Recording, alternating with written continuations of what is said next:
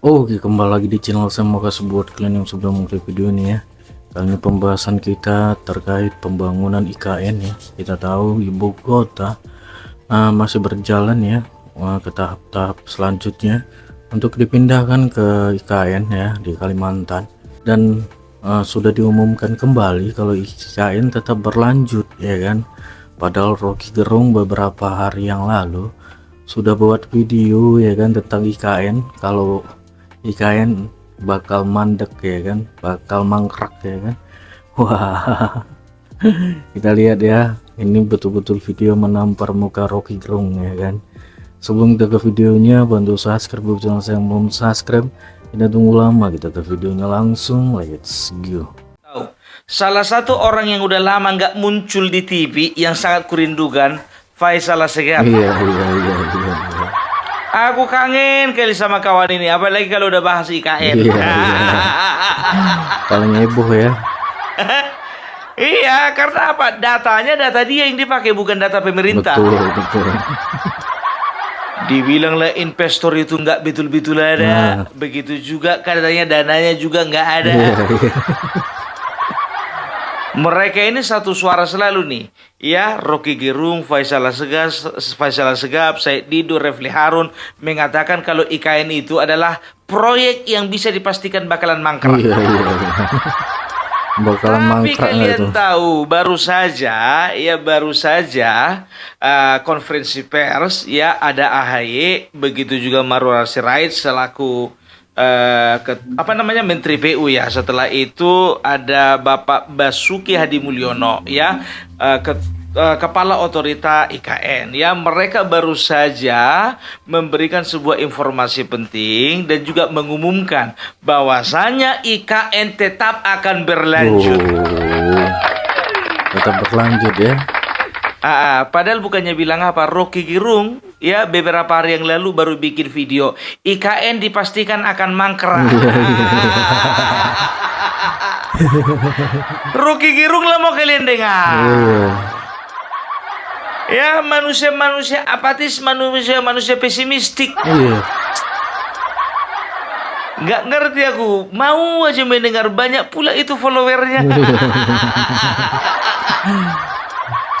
Kenapa aku bilang banyak? Karena lebih banyak dariku.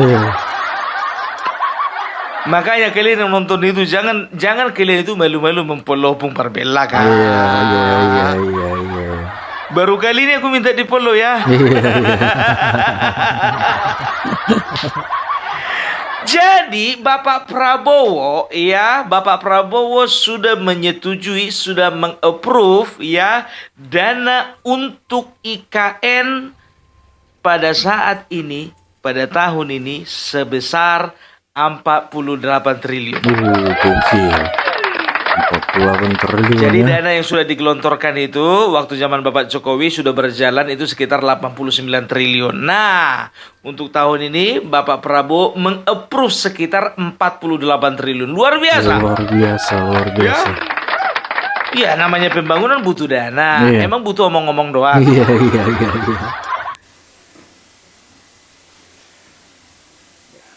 Assalamualaikum warahmatullahi wabarakatuh. Waalaikumsalam. Selamat sore dan salam sejahtera untuk kita semua.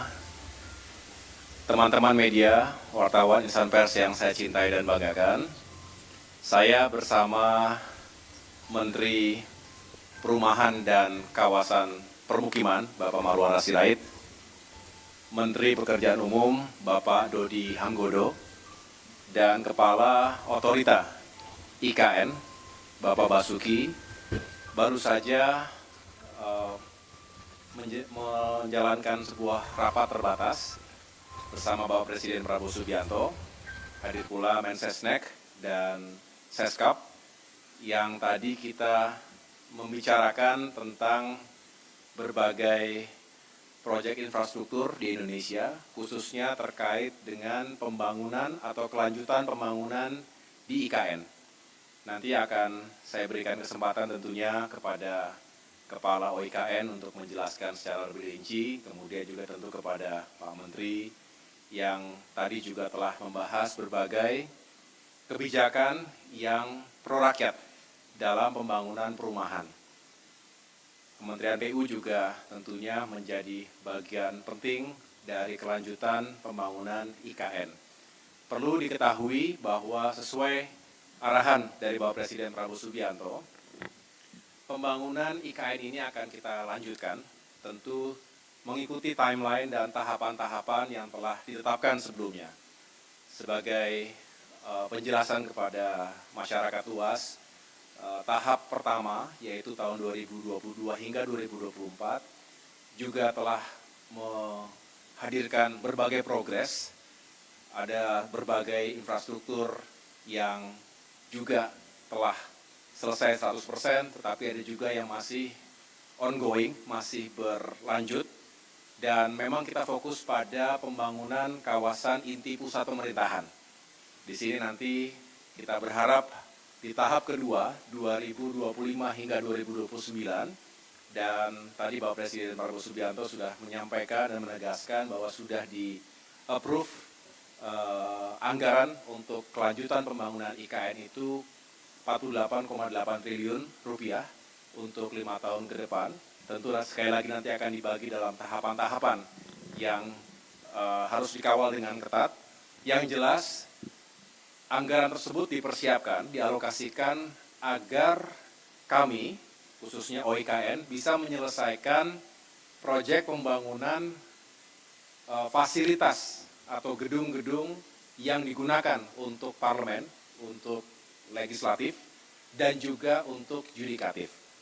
Tentu dari rancang awal yang sudah dimiliki, kita akan lakukan review kembali, ada penyesuaian di sana-sini secara teknis, dan pada saatnya nanti kita sudah bisa melanjutkan pembangunan dan mudah-mudahan bisa mencapai sasaran dan target yang telah ditetapkan. Nanti setelah ini Pak Basuki bisa menjelaskan, tentunya ada yang bersumber dari APBN, ada juga yang bersumber non-APBN. Inilah hadirnya kebersamaan, kerjasama yang baik antara pemerintah dengan badan usaha. Kita juga mengharapkan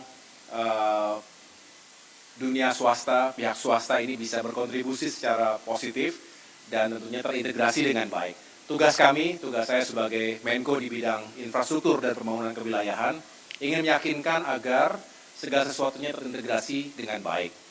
Kami juga tadi membahas beberapa proyek lainnya yang juga sangat penting, diantaranya bagaimana kita harus semakin serius untuk memikirkan keselamatan dan juga masa depan masyarakat kita yang berada, yang tinggal di pesisir utara Jawa, tapi fokus pada pesisir utara Jakarta. Kita tahu ancaman terhadap saudara-saudara kita dari terjadinya land subsidence, banjir rob, dan lain sebagainya, ini perlu kita antisipasi dan mitigasi secara serius dan langkah-langkah pembangunan infrastruktur seperti tanggul, pantai, dan juga pada saatnya karena memang sangat diperlukan, pembangunan tanggul raksasa juga ini diharapkan menjadi prioritas. Inilah beberapa penyampaian utama dari Bapak Presiden Prabowo Subianto. Selebihnya pembangunan infrastruktur lain akan dilakukan secara bersamaan. Tentu ada prioritas-prioritas baik untuk mendukung swasembada pangan, swasembada energi dan air, termasuk juga melanjutkan pembangunan konektivitas di seluruh wilayah Indonesia. Demikian penjelasan dari saya. Setelah ini saya persilakan terlebih dahulu kepada Bapak Basuki untuk menjelaskan terkait dengan progres saat ini terkait dengan OIKN. Terima kasih. Terima kasih Bapak Menko. Assalamualaikum warahmatullahi wabarakatuh. Seperti yang disampaikan oleh Bapak Menko, tadi kami melaporkan tentang progres tahap awal yang meliputi pembangunan infrastruktur prasarana untuk bisa dimanfaatkan oleh ASN dan masyarakat lainnya. Nah, 2025 sampai 2028 tadi. Biasa itu kalau Rocky Gerung, Said Didu, Refli Harun itu kan orang yang nggak biasa mengelola dana itu.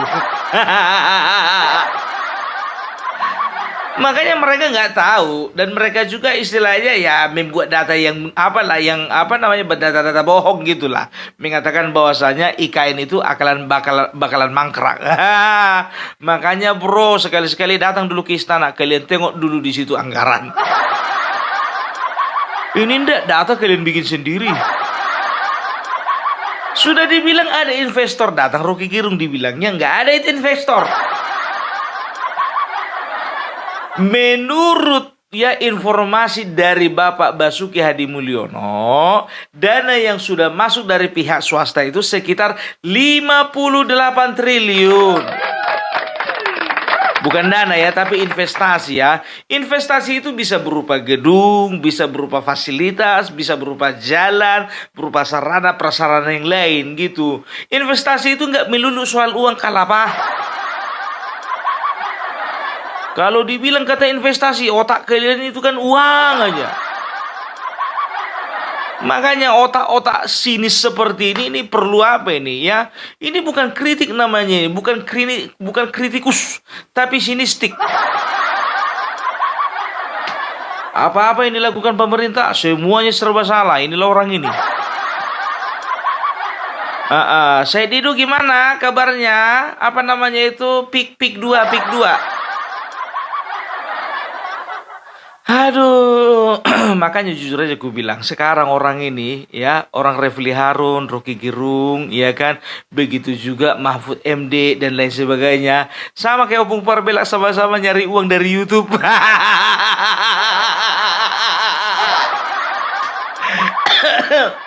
Karena nasib kami berdua sama-sama tidak menjabat.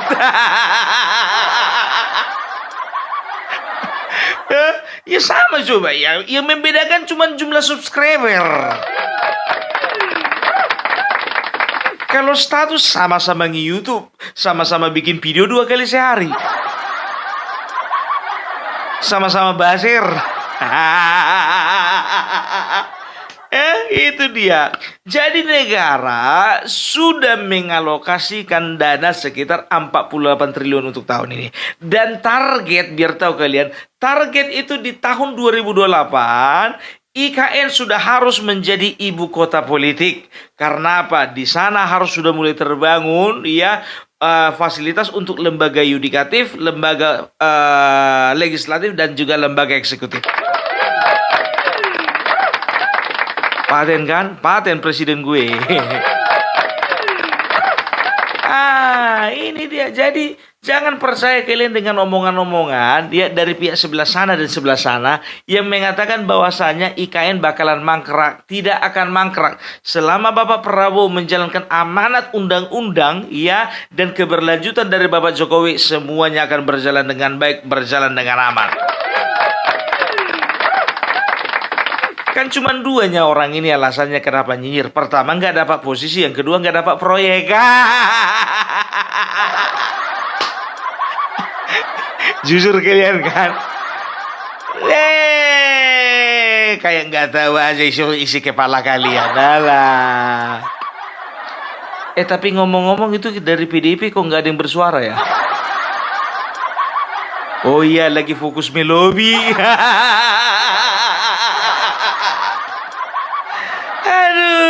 Aduh, ya iyalah, sahabat kan katanya kan. Udah jumpa Bapak Prabowo sama Ibu Megawati.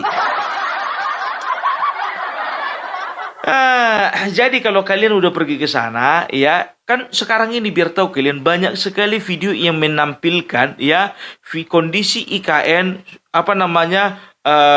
banyak ditumbuhi semak belukar, ya kan, baru pagar-pagarnya sudah karatan. Setelah itu ada barang-barang rongsokan yang tertimbun di sana sini. Jangan percaya kalian. Ya, tunggu pergi kalian ke sana langsung, baru kalian percaya. Sama kayak Amin Rais kemarin datang itu ke IKN. Beginilah rupanya bentuk IKN. Rupanya dia yang dia datang itu di daerah pinggirannya. Ya daerah pinggirannya itu belum selesai lah kalapa. Bukan di pas di pusatnya itu, di IKN-nya itu, di pinggirannya. Iya, namanya di pinggirannya itu kan belum selesai pembangunan, ya kan? Ada cor-coran yang berantakan, ya. Ada apa namanya kondisi tanah yang juga lagi banyak galian-galian gitu loh. Jadi jangan percaya kalian sama orang-orang model seperti ini. Tapi yang jadi pertanyaanku, mau juga orang ini keluar ruang ya untuk membuat hoax sampai bela-belain datang ke sana. Inilah yang aku nggak habis pikir. Alah, alah. Ya, jadi kita akan bangga ya dengan megahnya IKN karena apa? Ini adalah sebuah kebanggaan bangsa Indonesia. Itu dia ya. Ini sejarah loh ya kan. Sejarah Indonesia membuat ibu kota baru ya karena apa? Begini, dari banyak alasan yang menurutku paling diterima oleh akal karena Jakarta makin lama kondisinya sudah makin menyedihkan ya. Karena kita lihat ya, kalau pergi kita ke daerah Jakarta Utara ya, tanah itu sama permukaan laut itu jaraknya bisa sampai 1,5 sampai 2 meter bertuh kalian. Betul-betul sangat membahayakan ya, apalagi kalau sudah ada banjir rob ya, itu akan berpengaruh dengan geliat perekonomian dan juga geliat kegiatan-kegiatan yang lainnya ya, itu akan berpengaruh gitu loh ya. Jangan kalian bilang nggak berpengaruh kalau sempat Jakarta itu tenggelam. Tenggelam itu bukan berbicara langsung hanyut begini, enggak ya kan. Katakanlah dulu ya, banjir aja 1,5 meter aja banjir Jakarta lumpuh. Ya kan sudah dikatakan setiap tahunnya itu Jakarta itu mengalami penurunan itu sekitar berapa? Sekitar 15 cm. Bayangkan 15 cm turun, 15 cm turun, 15 cm turun. Ingat itu bukan cuma sarung yang turun, tanah pun juga bisa turun. Itu dia. Oleh karena apa? Oleh karena ya persediaan air ya di bawah itu semakin lama semakin sedikit. Karena apa? Karena sudah banyak dikonsumsi oleh orang-orang yang tinggal di Jakarta. Jadi kalau misalnya makin banyak orang, makin banyak air yang terhisap, makin anjlok olah tanah itu ke bawah. Makanya kalau sudah dibangun IKN, otomatis nanti beberapa kantor akan pindah, ya. Rumah sakit sudah ada di sana, sekolah udah ada di sana, hotel sudah ada di sana, ya. Gor sudah ada di sana, fasilitas-fasilitas yang lainnya juga sudah ada di sana. Ya, otomatis juga masyarakat yang ada di Jawa ini pasti mereka itu sebagian sudah ada yang pindah karena sebagiannya adalah ASN dan juga mereka akan mulai berpikir bahwasanya di sana ada kehidupan yang baru. Gitu dia. Nah, tinggallah si Pramono Anung dan Rano Karno. Ke situ juga larinya ya. Jadi bagiku sebentar lagi nggak ada lagi kebanggaan sebagai gubernur Jakarta. Karena sebentar lagi ibu kota negara bukan Jakarta. Sekarang namanya sudah daerah khusus Jakarta, bukan daerah khusus ibu kota. Mana yang bilang kemarin kandang banteng udah pindah ke Jakarta? Itu dia. Jadi jangan pernah kalian itu mau dibohong-bohongi ya. Dan juga bagi kalian termasuk Bapak Pramono Anung dan juga Rano Karno, maaflah Pak ya, nggak usah terlalu bangga kali sekarang jadi gubernur Jakarta. Mana tahu nanti anggaran juga Pak makin lama makin sedikit. Iyalah, karena apa? Di sana sudah ibu kota, masa dua-dua mau dibelanjai? Otomatis alokasi untuk anggaran itu pasti lebih banyak ke sana daripada Jakarta. Dulunya Mas enak jadi gubernur Jakarta. Kalau sekarang tinggal repotnya. Repot ngurusi macet, repot ngurusi banjir, repot ngurusi padatan penduduk, repot ngurusi polusi.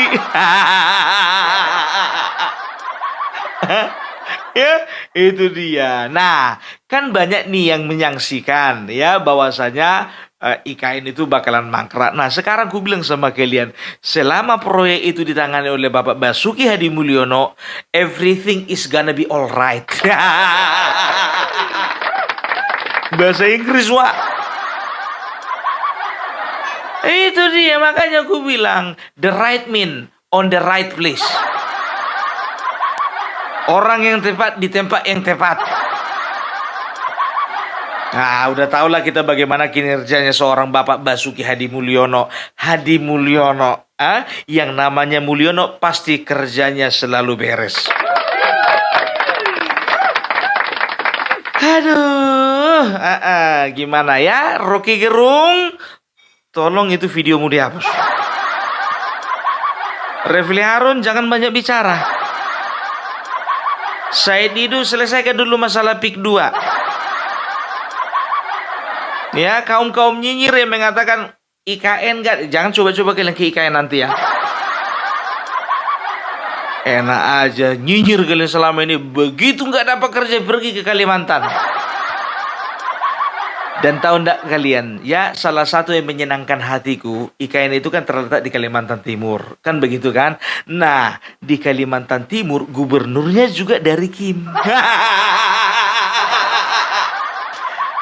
Masih ingat kalian gubernur yang lama? Ya, itu waktu lagi debat, ya kan? Wow, dijelek-jelekkannya lah gubernur yang baru itu. Ya kan, apa calon gubernur yang baru? Dibilangnya lah, saya nggak mau nanya apa-apa. Apa yang mau saya tanya? Orang belum berpengalaman. Nah, kalian tahu yang dikatakannya belum berpengalaman itulah yang jadi sekarang. Dan kemarin kalau nggak salah ngambil foto juga sama Bapak Jokowi. Mantap Bapak. Nah, inilah keuntungannya ketika gubernur selaras dengan pemerintah pusat. Kan begitu, pembangunan akan lancar. Itulah makanya kami di Sumatera Utara memilih orang yang betul-betul bisa sejalan dengan pemerintah pusat. Karena kami inginkan Sumatera Utara juga bisa maju seperti IKN. Salah, seperti Kalimantan Timur. Kalau sempat salah pilih gubernur, kacau kita ini ya. Sumatera Utara ditinggalkan, bye-bye. Bagaimana Pak Edi? Jadi menggugat ke KPK, ke MK. Sedangkan Andika Perkasa udah cabut gugatan, masa kau enggak? Atasanmu itu loh Panglima TNI. Sedangkan Panglima TNI cabut gugatan, masa kau enggak? Cabutlah. Pokoknya aku bilang sama kalian, orang-orang Edi Ramayadi sekarang begini sama Opung Parbelak. Dulu garang kali orang ini biar tuh kalian. Kemanapun aku pergi, maunya orang ini jumpa lah kan biar bisa ditelan. Tapi sekarang begini orang itu. Yang agak begini, ya itulah Tapanuli Tengah.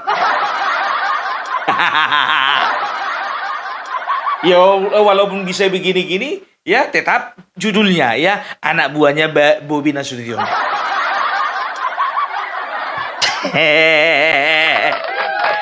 Aduh, itu dia ya. Jadi itulah dulu dari Opung Parbelak. Salam NKRI harga mati. Oh gitu dia video ya, gimana menurut kalian, dan sampai bertemu di video saya selanjutnya. Buah.